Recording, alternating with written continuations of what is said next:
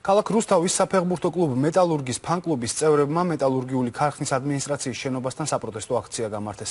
მეტალურგის ფან-კლუბის წევრები გუნდის სიმბოლურ ფასად ერთ ლარად გასხვისებას აპროტესტებენ.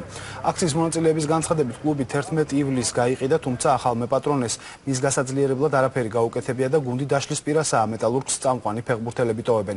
აქციის მონაწილეები მეტალურგიული ქარხნის გენერალურ დირექტორთან შეხვედრას მოითხოვდნენ, თუმცა მათ საწარმოს ადმინისტრაციამ შეხვედრაზე უარი უთხრა. გულშემატკივრები მოგვიანებით რუსთავის ახლად არჩეულმა მერმა დავით ჯიქიამ მიიღო.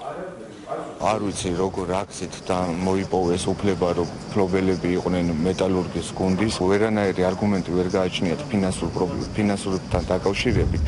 ანუ ფინანსების გარეშე მოგეხსენებათ გუნდი ვერ იარსებებს და წამყვანი ფეხბურთელები ძალიან მალე დატოვებენ გუნდს. ეს პრობლემა რამოდენიმე თვით დაიწყო, როდესაც მეტალურგიამ განაცხადა, რომ მას აღარ შეეძლო ზოგადად გუნდის შენახვა. ჩვენ გქონდა მე საუბარი მეტალურგის ხელმძღვანელობასთან და გადაწყვიტა ქალაქმა რაღაცა ფორმით დაეხმარებოდა გუნდს. თვითმმართველობა როცა ეხმარება გუნდს, ავტომატურად თანამონაწილე უნდა იყოს, ანუ პროცენტი წილის მფლობელი იყოს ზოგადად გუნდის და არა თქვა მისი ინფრასტრუქტურის.